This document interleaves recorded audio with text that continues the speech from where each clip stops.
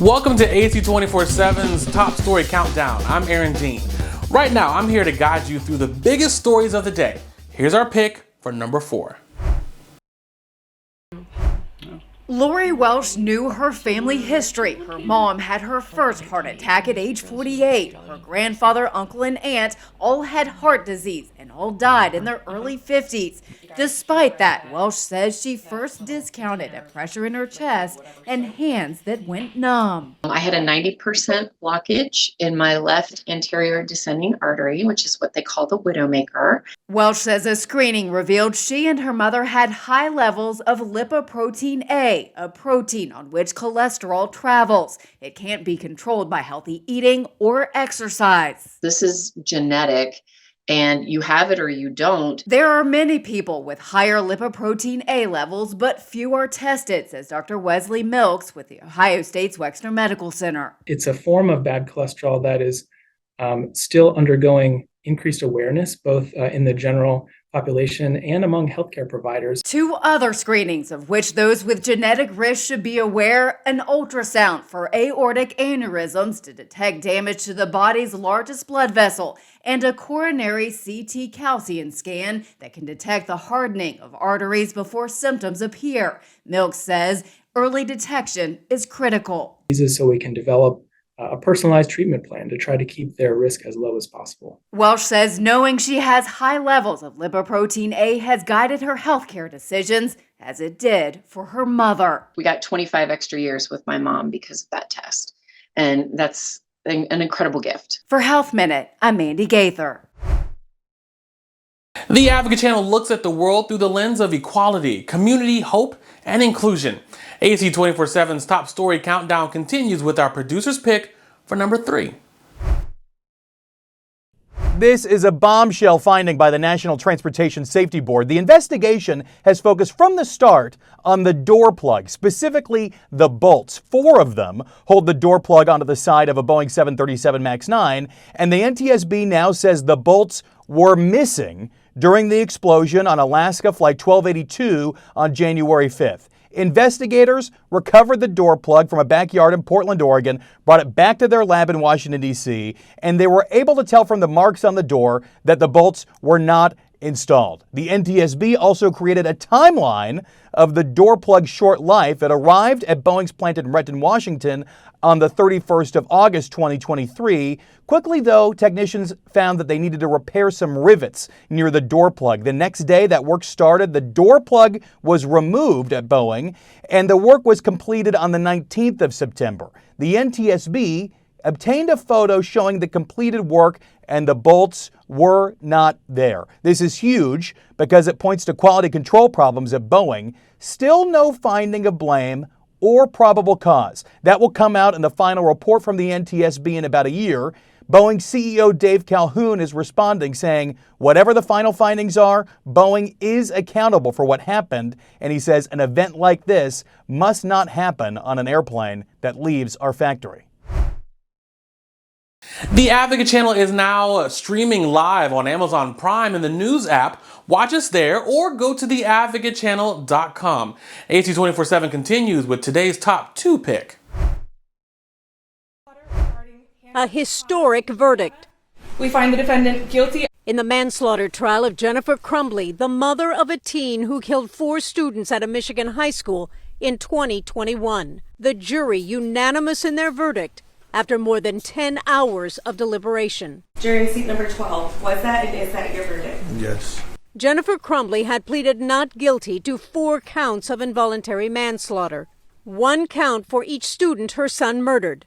She faces a maximum punishment of up to 15 years in prison for each count, which would run concurrently and will be sentenced in April. On November 30th, 2021, Ethan Crumbley killed Madison Baldwin, Tate Meir, Justin Schilling, and Hannah St. Juliana at Oxford High School using a gun his parents gave him. The case is a novel one and unprecedented in testing the limits of whether a parent of a mass shooter can be held accountable for the attack. This case is a very dangerous one for parents out there. It just is. And it is one of the first of its kind. The jury forewoman said one detail stood out in deliberations. The thing that really hammered it home is that she was the last adult with the gun.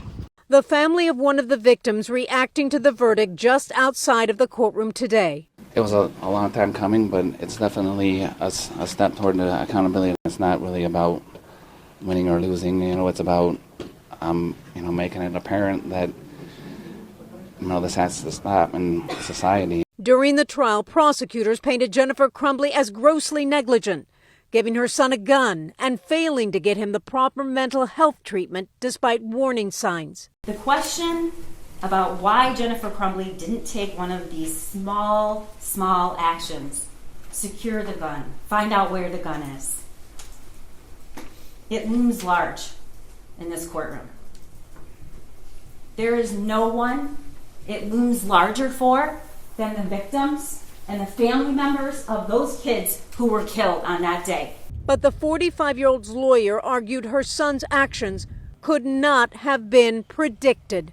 Can every parent really be responsible for everything their children do?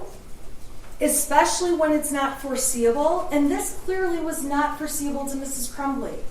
Because there's no one in the world, including Mrs. Crumbley, who would have let a school shooting happen. Scenes from the day of the shooting were shown in court while the jury heard from those who survived it. I had texted my husband, "I love you, active shooter." And then I started feeling blood dripping down my arm. Jennifer Crumbley took the stand earlier in the trial during the defense of the case and appeared to shift some blame onto her husband. Who is responsible for storing the gun? My husband is. Jennifer's husband, James Crumbley, is scheduled to go to trial on the same charges in early March. He too has pleaded not guilty. Well, the Advocate Channel is your new source for news, entertainment, and trending stories. We're highlighting the advocates in our community. We've now arrived at our #1 story of the day. Take a look. In a unanimous, historic ruling, 3 judges on the D.C. Circuit Court of Appeals rejecting former President Trump's claim that he has absolute immunity from criminal prosecution. The attack on our nation's capital on January 6, 2021, was an unprecedented assault on the seat of American democracy. Special counsel Jack Smith charged him with 4 federal counts related to his efforts to overturn the 2020 election. As described in the indictment, it was fueled by lies. Lies by the defendant targeted at obstructing a bedrock function of the U.S. government. Trump has repeatedly insisted he was acting within the scope of his duties as president and therefore cannot be tried. A president of the United States has to be free and clear of mind, and you can't be worrying about something where you're doing the right thing, but if it doesn't work out, you're going to end up in prison. The judges on Tuesday batted down that argument and slammed Trump's alleged efforts to stay in power despite losing the election as unpresidential and an assault on American institutions. It would be a striking paradox if the president, who alone is vested with a constitutional duty to take care that the laws be faithfully executed, were the sole officer capable of defying those laws with impunity. In a statement today, the Trump campaign argued that without complete immunity, no president could properly perform their duties for fear of retribution. If immunity is not granted to a president, every future president who leaves office will be immediately indicted by the opposing party. But the court also rejected any suggestion that prosecuting Trump in this case would have a chilling effect on future leaders. Past presidents have understood themselves to be subject to impeachment and criminal liability, at least under certain circumstances, so the possibility of chilling executive action is already in effect. Trump is vowing to appeal, and the Supreme Court will likely have the final say. The justices, though, were already set to hear arguments on Thursday in another case with huge implications for Trump on whether his actions after the 2020 election disqualify him from the 2024 ballot.